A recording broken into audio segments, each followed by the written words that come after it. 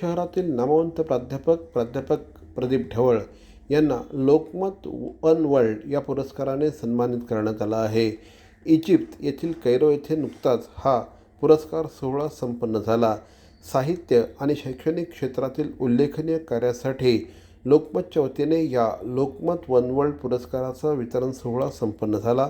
यावेळेस अनेक मान्यवर उपस्थित होते. हा सोहळा केवळ गौरव सोहळा नसून भारत आणि इजिप्त यांच्यातील दृढ होत चाललेल्या सांस्कृतिक संबंधांचा प्रतीक ठरला.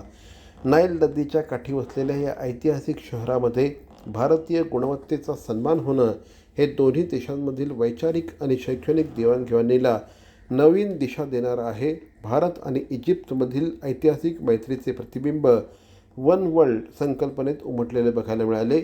लोकमत समूहाचे अध्यक्ष डॉक्टर विजय दर्डा यांच्या मार्गदर्शनाखाली आयोजित या सोहळ्याला भारतीय उद्योग, कला, साहित्य, शैक्षणिक आणि सामाजिक क्षेत्रातील दिग्गज उपस्थित होते. प्रसिद्ध अभिनेते बोमन इराणी, श्रीमती अमृता फडणवीस, अभिनेत्री सौंदर्या शर्मा यासारख्या मान्यवरांच्या उपस्थितीमध्ये हा उत्साही सोहळा संपन्न झाला.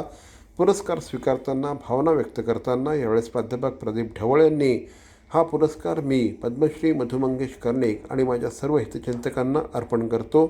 माझ्या आईवडिलांनी आणि कुटुंबांनी दिलेल्या प्रोत्साहनामुळेच मी समाजासाठी खरीच वाटा उचलू शकलो, अशा भावना यावेळेस श्री ढवळ यांनी व्यक्त केल्या.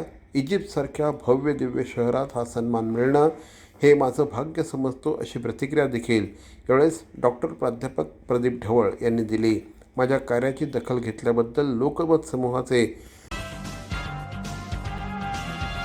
भवानी ज्वेलर्स ठाणे पारंपरिक आणि आधुनिक दागिन्यांचा अप्रतिम संगम.